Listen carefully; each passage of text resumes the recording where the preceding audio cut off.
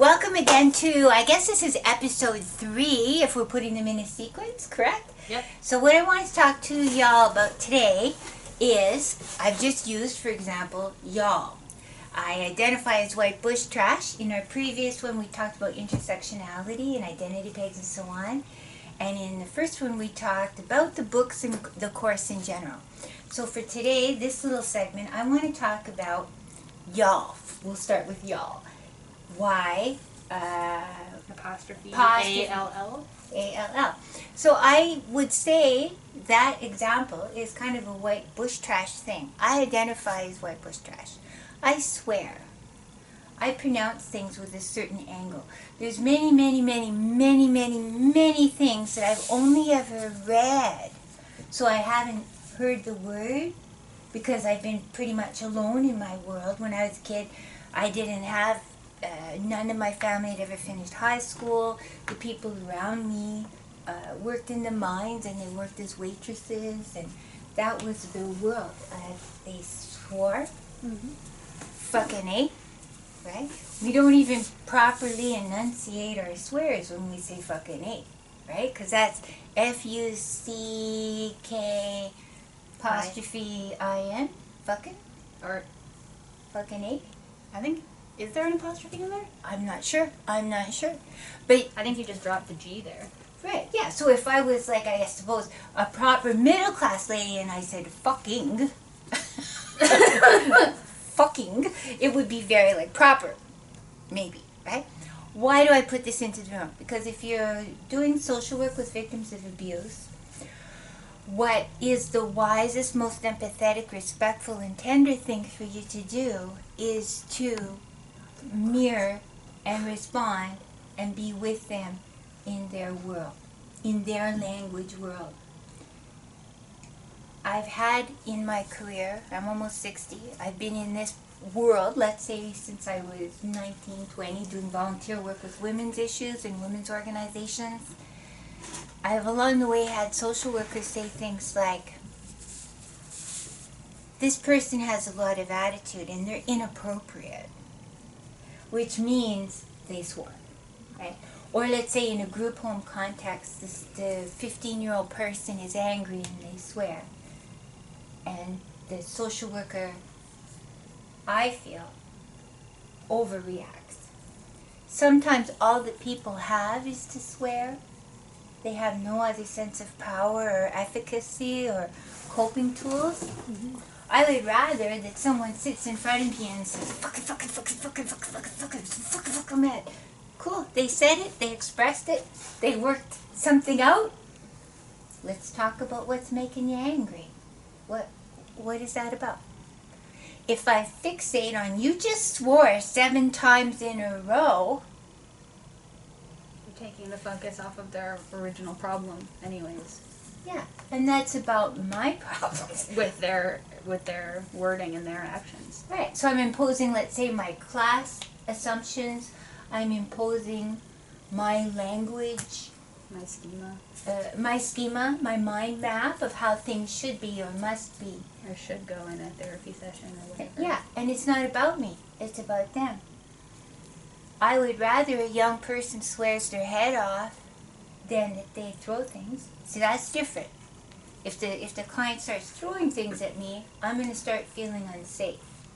So I have a right to say, don't throw things at me. You could throw them at the wall. You can throw them over there. You can throw them against the brick wall. That's cool. You're angry. Let's talk about your anger. But to overemphasize the swearing or the enunciation or the pronunciation or the word choice is not going where I wish us to go in social work with victims of abuse. The person is upset. That may be all they have. Yeah. And I also want to, through mirroring of their style and their way, be with them. So, just wanted to say that little thing about language and about tone and about respect and about empathy. It's a type of linguistic empathy, let's say. So, having said that, also here in academia, there's a whole bunch of expectations here too. It's all very peculiar in that in social work, we do all these things while we are in the belly of the beast of the ivory tower that we may not be asked to do again once we graduate. So said differently, the student who succeeds in the ivory tower, academia, must be, let's say, the A+ kind of student who gets scholarships and bursaries. They must know how to use APA style. They must know how to have excellent spelling and spell check and grammar check and all of these kinds of things. Bibliography, 1 space, 2 space, dot, dot, underline, italicize, all of this kind of etiquette of the document. Once you graduate, it is very unlikely that your clients are going to say, hey, put that in a 20-page essay. I would like to read it later. You may be asked for your peers to do a year-end report or a month-end report. You may be asked for your funders to produce certain documents that need to be excellently put together. Mm-hmm.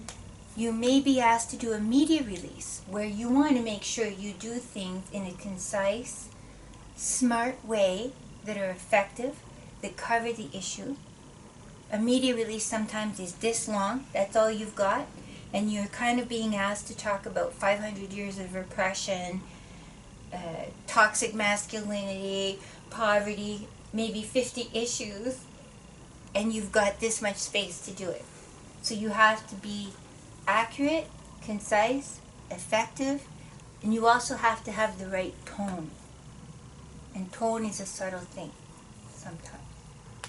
So, what I'm going to do right now is I often do this little show and tell at the beginning of my courses, and I wish this as an empowerment moment for you. I wish you to buy, if you can, or rent or loan, things like an Encyclopedia of Canadian Social Work. I have in my wealth of the world, my personal wealth in the world, my little treasures, I have things like an Encyclopedia of Canadian Social Work. I have a dictionary of American social work. I have British social work, the glossary. I have these different kinds of books that give me, you could say, the secret codes of what the hell is going on here. It helps me also get a tracing or a sense of the legacy of certain words. Some words have stories that evolve and evolve and evolve. So, for example, a very relevant one right now with Black Lives Matter being in the news, of course, we have the N-word that we all know never used that, right? We all know that. But at one time, that was maybe 100 years ago, a commonly used word. It didn't have the exact same tone as it has now, obviously, right? And then there was colored people. My grandmother or great-grandmother might have used a term like that. The colored people who live in that neighborhood. Mm-hmm. So at that time, in that context, not necessarily meaning it as a slur, but meaning it as a descriptive, right? Mm-hmm. And now it might be things like African Canadian or African American that we might say. We might have at one time used the word Indian. It's still a word used in Canada in the Indian Act. It's still a word in a legal document. But we now are more graceful and appropriate to say Indigenous. Right? And even more beautiful if you can get it very specific to say Gitxsan, Potawatomi, Algonquin, Blackfoot, Cree, Ojibwe, Niska, so that you know which nation you're talking about when you're talking, right? So it's very important in terms of social work with victims of abuse that the more you can empower yourself as a practitioner with good, elegant, appropriate, rich language, the more effective you'll be when you work with people. Language is always in movement, so trying to get that tone and the timeliness of it. Mm-hmm. When I was a kid, and I grew up white bush trash, like I said before, I grew up white bush trash, to say that someone was queer was very offensive. we would not. It would be a slur. You know, she's a queer or he's a queer. I don't even think you'd have said that for a woman. You'd have said it for a man. And now there's entire university courses called like queer identities. Queer studies. I see on a game show last night there were a game show, a mainstream American game show, and there was a team of queer eye guys and another team of queer eye guys, and they called themselves that, queer eye guys. And I just was like, oh, I still find that word kind of, because it was so often in my life a slur, right? Mm-hmm. I find it easier in my mouth to say rainbow. I like that. It seems so much more beautiful. And that's, I'm almost 60. It's, time and place, right? So why am I bringing this into the room in terms of social work with victims of abuse? To be able to, if you're working with Indigenous people, that you know what are the right words to use, and to ask them what words to use. Or if the person in front of you is identifying as bisexual, lesbian, gay, whatever the words are that they wish to be identified by or with. Yeah, to and ask, clarifying what they mean when they say that. And being on alert that words may be in movement at different moments in the client's life cycle. For example, 12-year-old kids right now might be, I'm a trans person, or they may speak about themselves in a way as a little kid that's super duper progressive and worldly, and someone who is in their 30s, 40s, 50s may have different words that they would wish to use on their own selves, right? So to be on alert for that, I wish you to reflect upon that for the work that you do and in the assignments you hand in to me. So coming back to all of our encyclopedias, it is in your best interest to get a hold of these kind of texts and to use them when you're developing yourself as a professional, as a practitioner, as a community person. There's so many, but there's literally thousands. And I know some people now, they have them on Kindle. Up to you, but it's your responsibility to build a graceful, elegant, intuitive, tender vocabulary that can also be potent. To use it the right way at the right time with the right people, and kind of being, to say someone is bilingual or trilingual, to say that we should be like, multitonal in our language, and to know that you can close down a client very quickly by using the wrong words. Okay? Here's a glossary of cultural theory, the Social Work Dictionary, and now this is an American one, and you'll notice there's quite a difference in how certain words or labels are used in America, in Britain, in Australia, in Canada, although in some ways our social work systems have some parallels and some commonalities, they also have some distinctions. Here's another one. The New Language of Capitalism, Keywords if you're wishing to talk about an economic system. This book right here is surprisingly useful and delicious. Human Geography, the Dictionary of Human Geography. There's actually a lot of words in here that I find myself using when I'm constructing an essay or a media release or some kind of document that's more of a professional kind of thing. This one right here, Sociology, a Dictionary of Sociology. It is in your best interest, if you wish to be, let's say, a social worker in a hospital, I would recommend you get yourself a medical dictionary.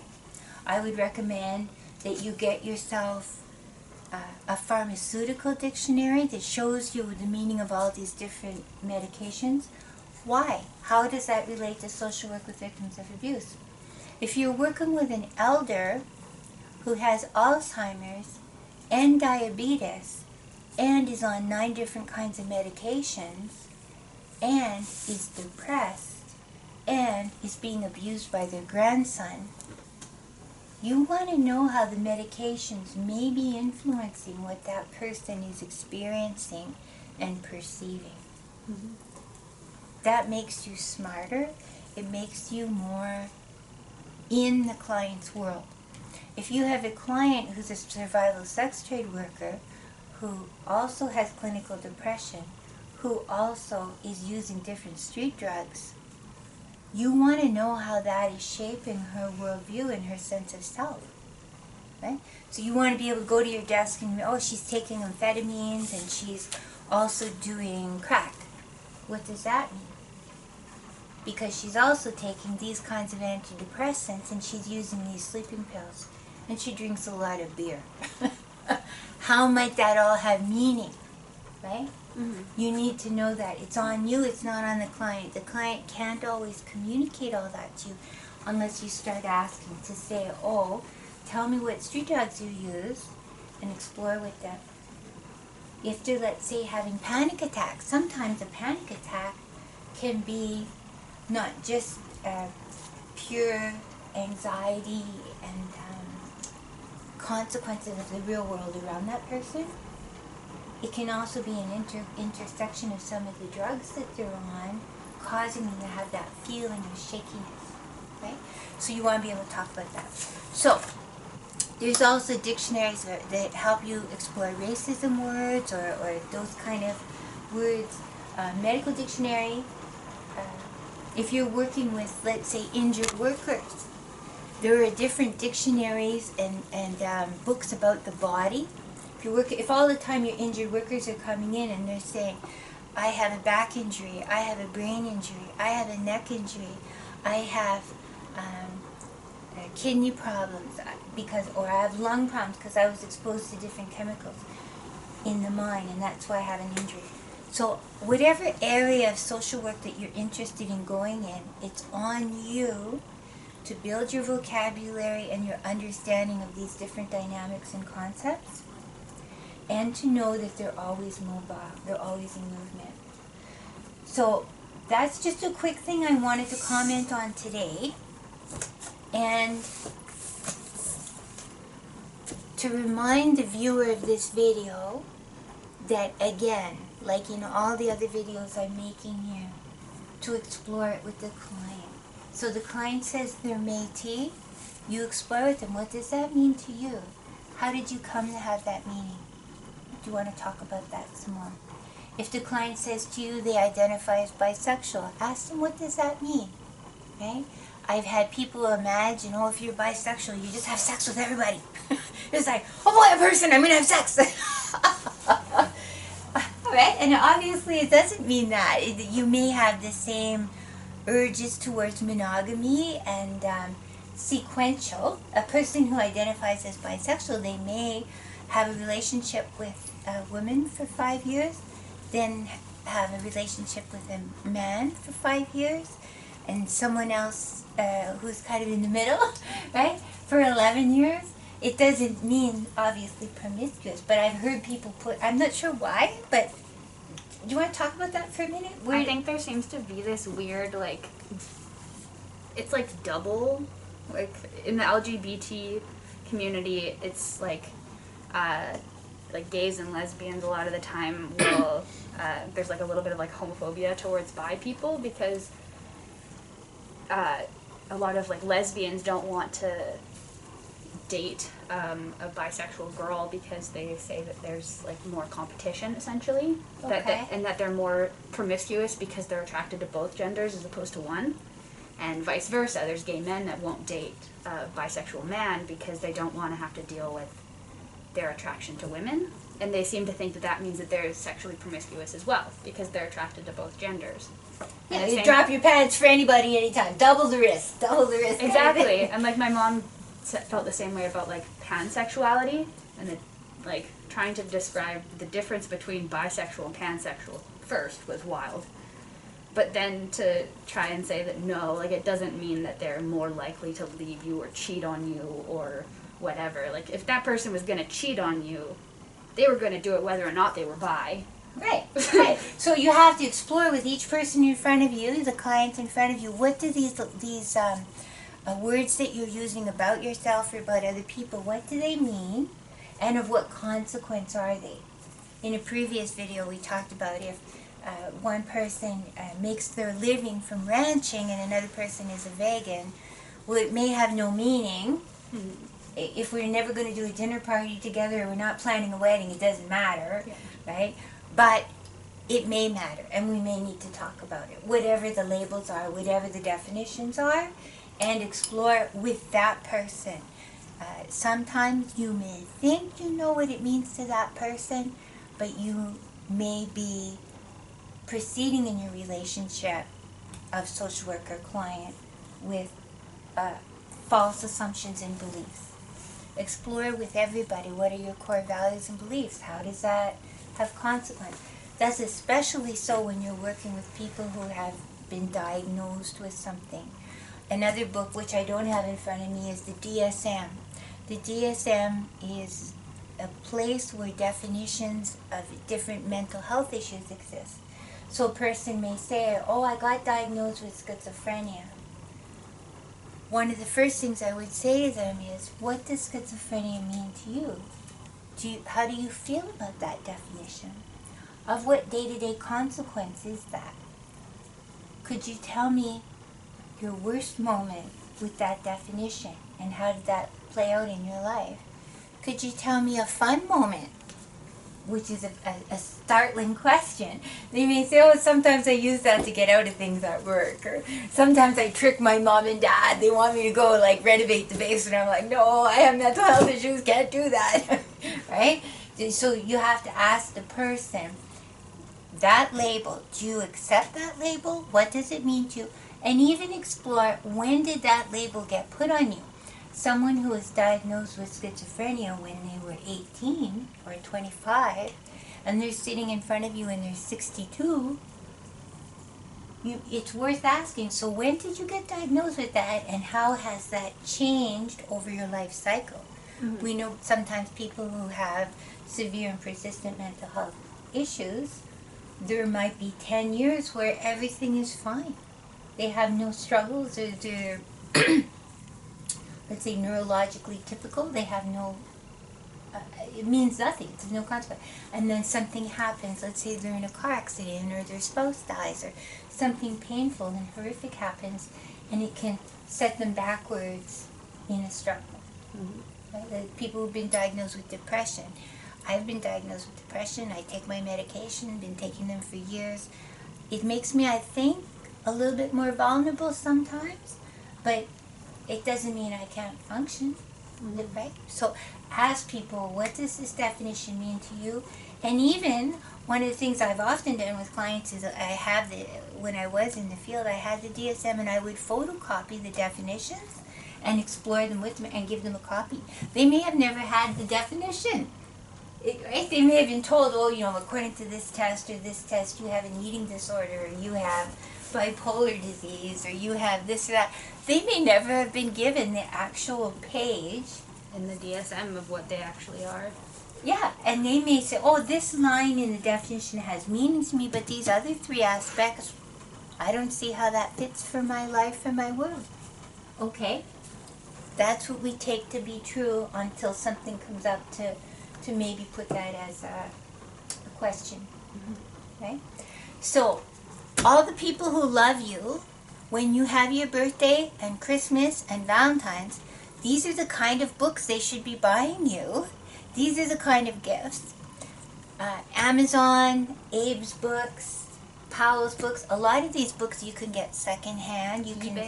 eBay. Some of these books you can get in your local secondhand bookstore, sometimes very, very affordably. It doesn't always have to be the most recent. So let's say if I was going to go work at a hospital, I don't necessarily have to have the most recent physiology book that shows the body parts on that. I worked for 6 months at workers' compensation, so I happen to have this book from, I guess that's 30 years ago. But it's still accurate, pretty much, because it shows the bones and it shows the like liver, the anatomy. When I worked at workers' compensation, that book was valuable to me because every single person I was talking to was talking about an injury.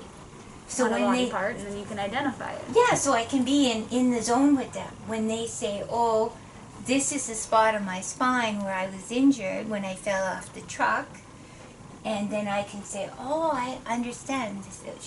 Here, show me the picture, right?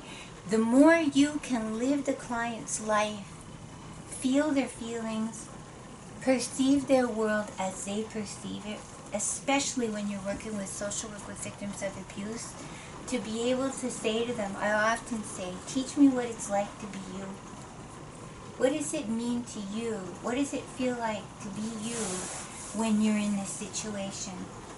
When you go to the hospital, you end up, let's say you have a mental health illness and you're a homeless person and you have all these struggles and they keep dropping you off at the hospital. What does it feel like to be you when you walk in the doors of the hospital? What does it feel like when they put you in a secure room? What does that mean to you? Does it help? They may say, no, it doesn't. It only makes me worse, right? So what do you feel? Oh, I feel betrayed. I feel angry. The people who are supposed to be helping me Are doing the exact opposite. are doing the exact opposite. I have a video, which I can't show you today, but I have a video of a man who has severe and persistent mental health issues, and the video is about men in prison. And this man in prison, something like 92 times, they've constrained him and brought him to a solitary confinement because he's been acting out. And my question is, if they've done it 92 times, it doesn't seem like it's very effective. Yeah, and isn't there like studies that say that putting, like, people are social, so isolating them like that would only increase your risk of having future events. Exactly. And that's when I show this video in classes, it's very disturbing. He is a paranoid person, and every single time he has episodes of paranoia and fear and trauma, and then 3 guards in the prison come into his little tiny room with their face shields and all their armor, and they grab him, constrain him, bring him to another area, lock him up in solitary.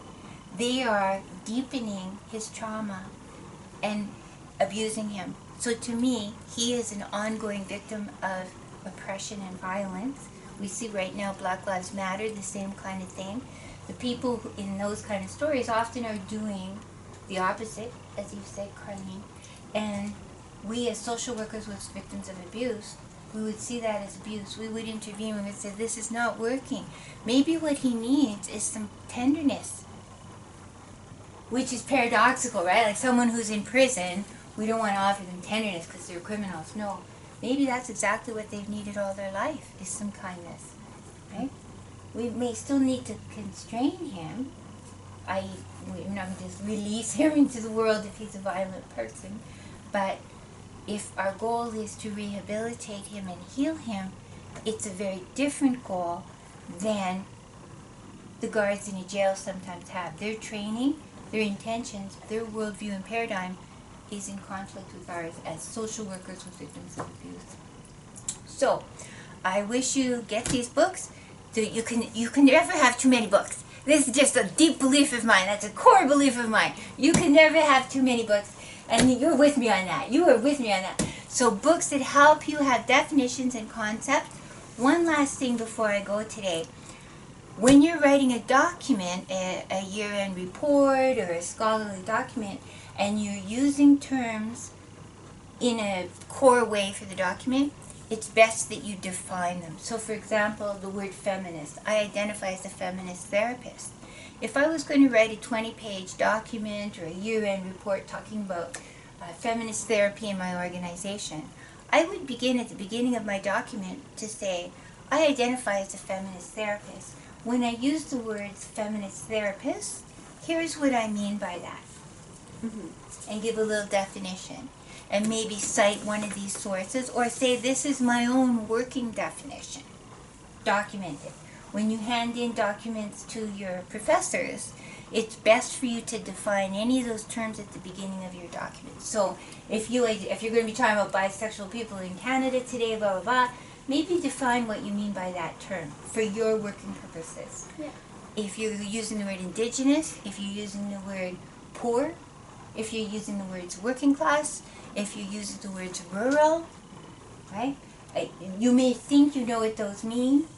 You may assume your reader knows what they mean, but it's better practice for you to put that right out there and maybe cite some sources, maybe not, depends what the document is intended for the audience.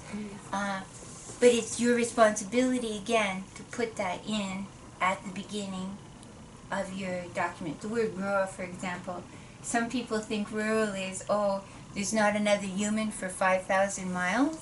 And other people may think all of Prince George is rural. If you've lived your whole life in Vancouver... Yeah, Prince George in general is rural. Is rural, although there's 72,000 people here, and I've got hundreds of people around me all day, every day, everywhere I go. I don't really think of that for myself as someone who grew up rural, where for me, rural and isolated meant if my mother was being beaten up and we called the police, it would take them all day to even find us, because we lived out of town and then down an old dirt road and down another dirt road, and then you go past the gravel pit and then you turn to the left and it was that house.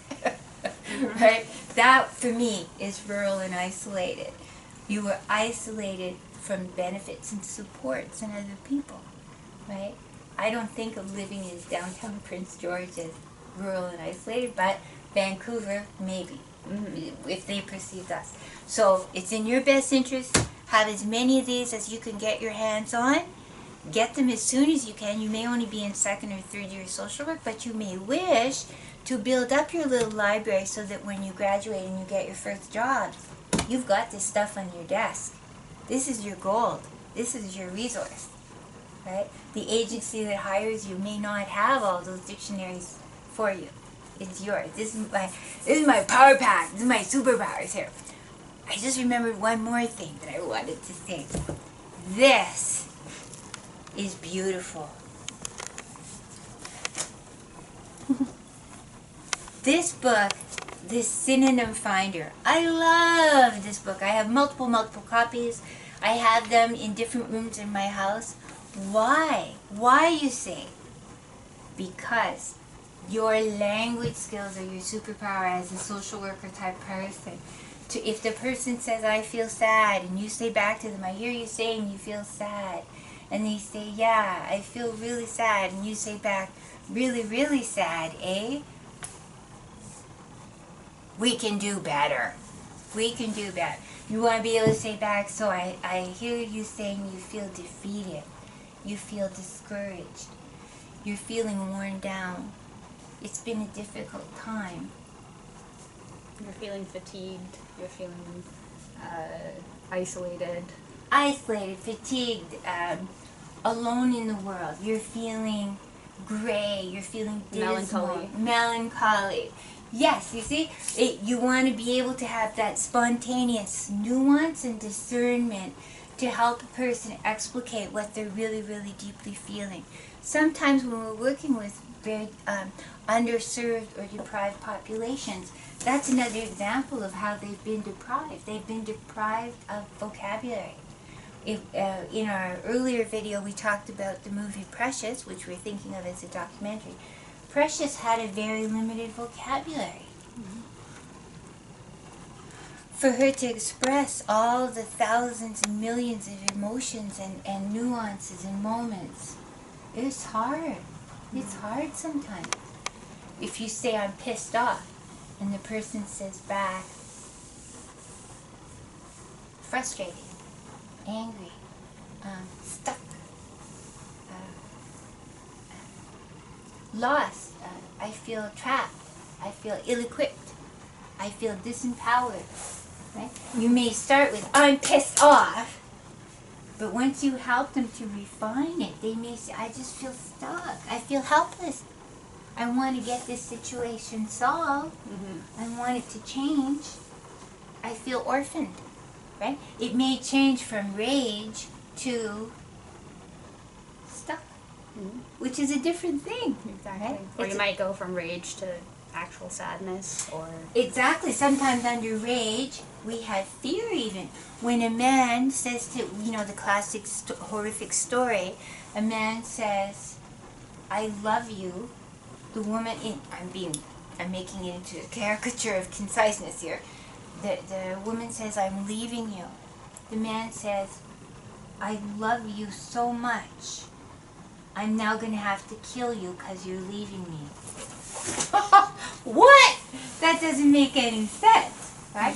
But what is really going on there is his fear. Often the man is afraid of losing control. He's afraid of not being loved. He's afraid of losing that person or never having a chance again to find something similar or better. So if we're working with the men who abuse, they may have only been given a really rough, limited, small vocabulary to express their feelings. The more we can enrich their vocabulary and their understanding of themselves, the more we can help them. Instead of using your fists, instead of screaming, instead of throwing things, there's other ways you can explore what you're really feeling and have the emotional courage and emotional depth and complexity to express those feelings. And articulate them. Yeah. Many times an abusive man, my father was very, very abusive. I can remember being a little kid thinking, he's having a tantrum. Like thinking, I'm a kid, he's an adult, he's having a tantrum. And then thinking that can't be true because he's a grown-up. I now know Trump, for example, is having tantrums. Emotionally, Trump, the leader of the American world, is a child emotionally in some ways. Okay? So we want to be able to have a very, very rich, nuanced vocabulary. It's part of the resource and wealth we can offer to clients to help them explore what they're really, really feeling. And you can't assume that they know. So a man could have, let's say, could have a PhD in economics. He could be very effective in the employment world. But when he's alone with his wife at home or alone with his kids at home, emotionally, he may only have resources inside himself of a 10-year-old. Yeah. May have the